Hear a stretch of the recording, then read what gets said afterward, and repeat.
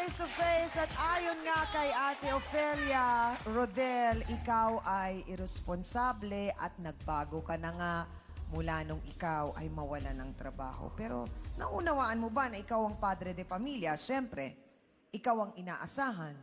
Opo. Oh, Hindi, ang hindi ko lang naman po kasi matanggap. Bakit ganun? Kung kailan nawalan ako ng trabaho, sakalin sila sumabay. Nung una naman po, na may trabaho naman po ako, okay naman po ako sa kanila. Nung may trabaho, napakabango ko sa kanila. so nung nagtatrabaho ba si Rodel, nagbibigay po ba siya pang kuryente, pang tubig, Nagbibigay naman po siya. pangkain? Opo.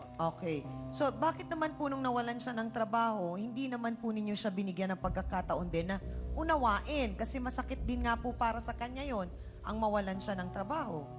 Eh, kasalanan ho niya, kaya siya natanggal sa trabaho eh. Ah, ano bang dahilan? Bakit ka natanggal sa trabaho, Rodel?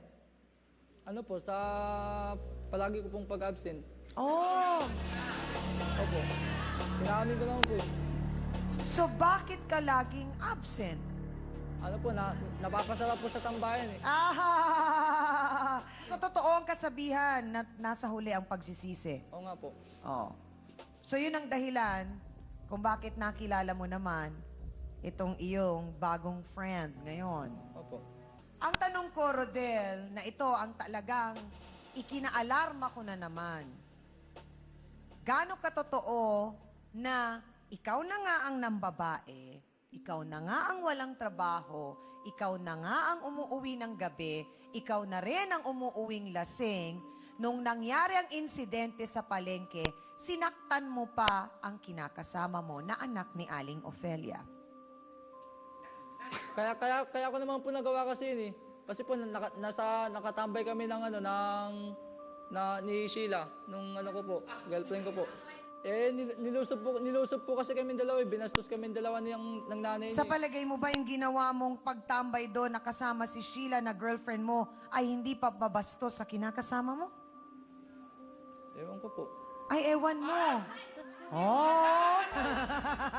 Pero ikaw, hindi mo naisip na dinidisplay mo yung babae mo sa harap ng tao na posibleng makarating sa babae mo. Ay, ang iniisip mo lang ay ang sarili mo, Rodel. Sad to say. May naging pagkukulang ba sa'yo si Jovelyn? Matanong ko. Ano po kasi, mula po kasi nang naging dalawa na yung anak namin, naging pabayaan na po kasi sa sarili si Jovelyn eh. Naging dugyutin na po sa sarili, tapos yung mga, di niya na po mahalagaan yung sarili niya. Tapos pati po yung mga bata, hindi niya rin po mahalagaan. Bakit? Paano naging dugyutin? Kada po darating ako sa bahay, nasa sismisan siya, tapos napakalungis, ganun. Dami namang kailangan kay Kuya Rodel. So, kailangan, pagdating mo, fresh na fresh pa si Jovelyn. Pero yung number 2 mo, laging fresh na fresh para sa'yo kasi bago pa lang eh. Opo, Walastik ka. Fresh na fresh, parang masayang masaya ka pa. Ilang taong ka na? 23 po. 23. Pero, ang nakakaloka, nauna pang pagbabarkada kesa sa alagaan mo ang iyong mga anak, Rodel. Doon kami nalulungkot kasi dahil dinagdagan mo ng isa pang problema yung problema mo eh. Alam mo ba yon? Alam ko naman po, O hindi problema para sa'yo si Sheila? hindi naman po siguro problema Sheila kasi marunong naman po makisama eh. Hindi Naiintindihan din mo po. ba naisip na maganda lang yan sa umpisa, baka pagkatagal-tagal, pag hindi rin nakatiis na wala kang trabaho, bungangaan ka rin. Hindi po siguro. Hindi po siguro gagawin sa akin nun. Bakit? Bakit mo nasabi yon? Kasi alam ko naman pong mahal na mahal ako nun eh. Oh, pero nakakain ba ang pagmamahal? Rodel? Nakakain ba ang pagmamahal? Yun ang tanong ko. Gano'n na kayo katagal? Magtatatlong buwan po. Oh, bago pa lang. Kayo ni Jovelyn, gaano katagal na? Magti 3 years po. 3 years.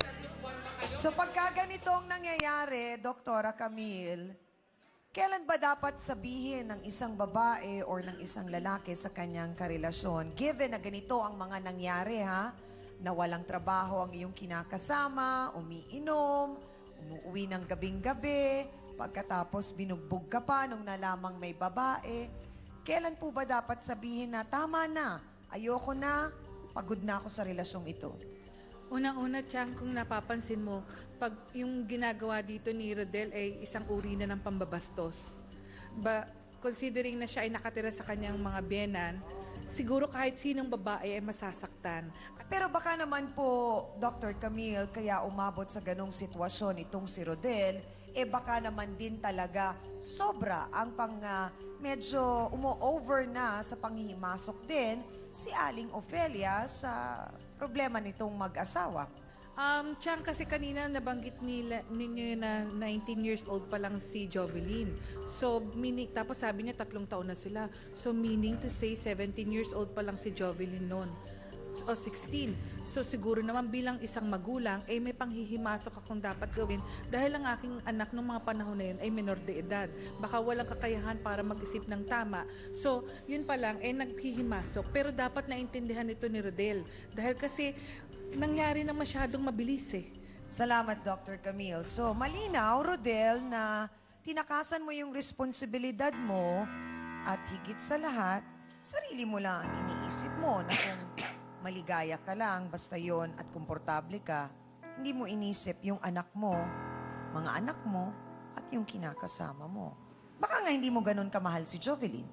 Sa ngayon po, hindi na po talaga eh. Ang mukha mo. Hindi kinakaya ng mga sawsawero at sawsawera natin ang mga binibitawang salita ni Kuya Rodel, Hans. Oo Bakit nga. kaya? Siyang hindi ko kinakaya yung kakaswalan niya na parang ganun-ganun lang pwedeng iwanan lahat to. Ay nako, mga kasawsawan, ano ba?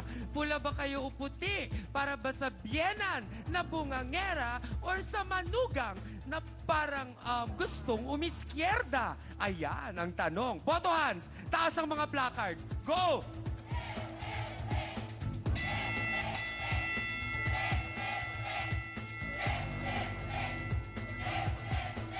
Nakutsang, gawa ng ang mga sawsawera natin ngayon, karamihan ay mga nanay na siguro, mukhang naiintindihan talaga nila itong mga hinaing ni Nanay Ofelia laban sa kanyang hilaw na manugang na si Rodel. Kaya ang resulta, puti! Yan ang ating boto, Hans. Mga kapatid, ano kaya ang sasabihin ni Rodel ngayong ihaharap natin sa kanya ang ina ng kanyang mga anak na labis ang sama ng loob sa kanya? Saan din naman kaya nagkamali si Jovelyn at sinabihan siya ay dugyutin? Narito po, si Jovelyn Cunanan. Pasok! Please, please! Please, please! Please, please! Please, please! Sandali lang. Hello, Ann Curtis. Gaano katotoo, diretsahang tanong, Jovelyn, na sinasabi ni Rodel, dugyutin ka daw? Paano po ako hindi magiging dugyutin? Lahat ng responsibilidad niya, inako ko. Sana naman nauunawaan mo, Rodel, na may mga sama ng loob din si Jovelyn. At sa pagbabalik po ng face-to-face, aalamin natin ang lahat ng yon at pakikinggan natin si Jovelyn. Pakatutukan po ninyo ang paborito ninyong talakserye sa buong mundo, ang face-to-face. Pambababae 101, huwag gamitin ang pangalan ng babae. Gamitin pangalan ng lalaki. Authored by Rodel. Who